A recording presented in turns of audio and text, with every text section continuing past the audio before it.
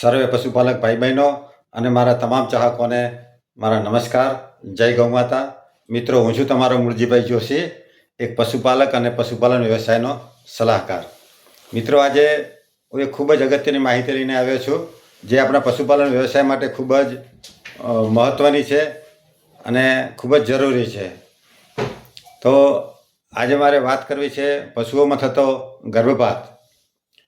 ગાય ભેંસ અધૂરા મહિને વિયાઈ જાય એને આપણે તરવાઈ જવું, બચ્ચું કાઢી નાખવું અથવા એબોર્શન, આવું બધું શબ્દોથી વર્ણવતા હોઈએ છીએ. એટલે કે પશુઓ માટે જે ગર્ભકાળ નક્કી થયેલો છે કુદરતી રીતે, દાખલા તરીકે ગાય હોય તો તેના માટે 9 મહિના ઉપર 9 દિવસ કાઢે, ભેંસ હોય તો તે 10 મહિના ઉપર 10 દિવસ કાઢે, ઘેટી બકરી હોય તો તે 5 મહિના ઉપર 5 દિવસ કાઢે.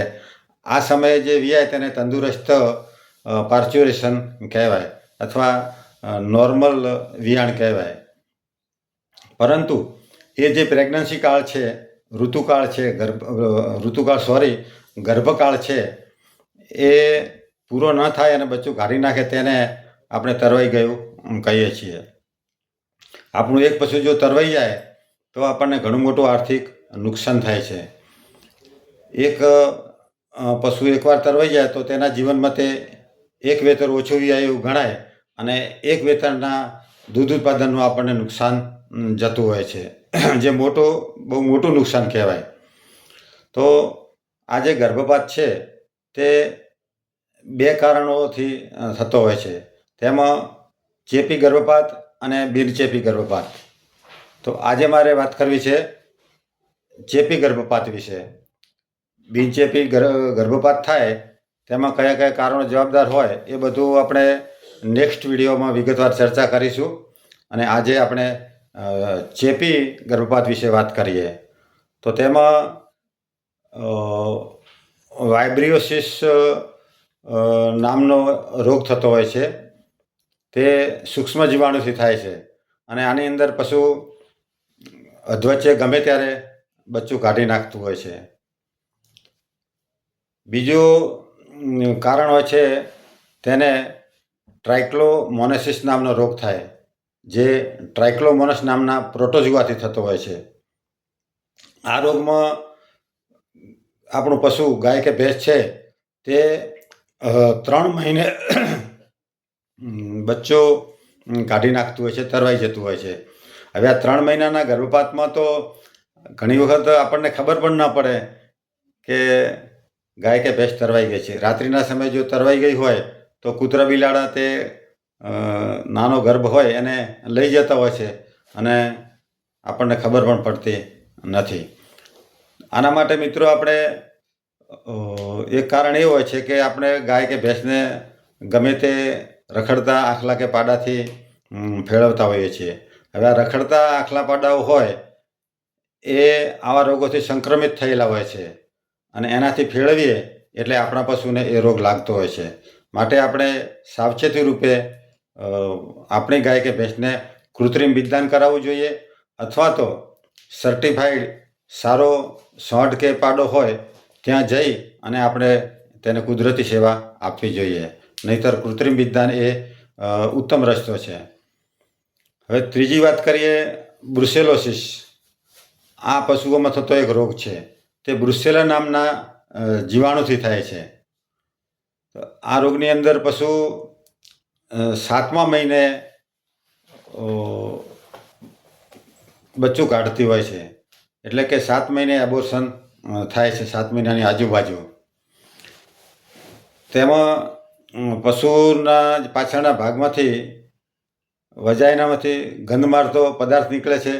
પશુ સામાન્ય ડિલિવરીમાં જે ચિહ્નો બતાવે તે બધા ચિહ્નો બતાવે છે અને ત્યારબાદ બચ્ચું ફેંકી દે છે. અને આ રોગ એટલા માટે ભયંકર છે કે તે આપણને, માણસોને પણ લાગી શકે છે. અને જો આપણને આ બ્રુસેલા નામનો રોગ લાગી જાય તો તેની સારવાર બહુ લાંબી અને ખૂબ ખર્ચાળ હોય છે. એનો ચેપ લાગે તો આપણા શરીરના સોંધાઓ દુખે છે અને સોંધાઓમાં સોજો પણ આવે છે ક્યારેક પુરુષ વર્ગ હોય તેના ટેસ્ટિકલ મોટા થઈ જાય છે અને મેન્યુઅલ તાવ આવે છે. મેન્યુઅલ એટલે કે દર 2 દિવસે આવે અથવા 3 દિવસે રેગ્યુલર તાવ આવે, આવા ચિહ્નો જોવા મળે છે. તો જો આપણું પશુ 7મા મહિને તરવાઈ જતું હોય તો આપણે આવી રીતે સાવચેતી, આ રોગ હશે એવી સાવચેતી રાખી અને તેની માવજત કરવી જોઈએ, સાર સંભાળ કરવી જોઈએ.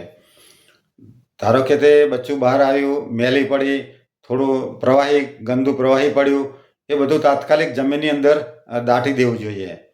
અને આપણે એ કરતી વખતે આપણા મોઢા ઉપર માસ્ક બાંધી દેવો જોઈએ અથવા કપડાં વડે આપણું મોઢું બાંધી દેવું જોઈએ અને ત્યારબાદ એની એ બધી સફાઈની કામગીરી કરવી જોઈએ. અને ત્યારબાદ આપણે સાબુથી વ્યવસ્થિત હાથ ધોઈ નાખવા જોઈએ અને પશુની આજુબાજુ નવી માટી લાવી અને એ પાથરી દેવી જોઈએ. વળી મિત્રો, આપણું બીજું પશુ જો ગાભણ હોય તો એને આની આજુબાજુ બાંધવું નહીં, કારણ કે એ પશુના પેશાબ મારફતે અથવા તો એ પડેલો પ્રવાહી ચાટી જાય તો એના મુખવાટે એના શરીરમાં આ બ્રુસેલા નામના એ જાય છે જીવાણુ, અને એને પણ ગર્ભપાત થઈ શકે છે. તો આપણે ખાસ આ સાવચેતી રાખવી જોઈએ. અને આ પશુ બ્રુસેલા થયેલો પશુ હોય એને 6-7 મહિના સુધી ફેરવવું ના જોઈએ. આ રીતે આપણે એની કાળજી લેવી જોઈએ.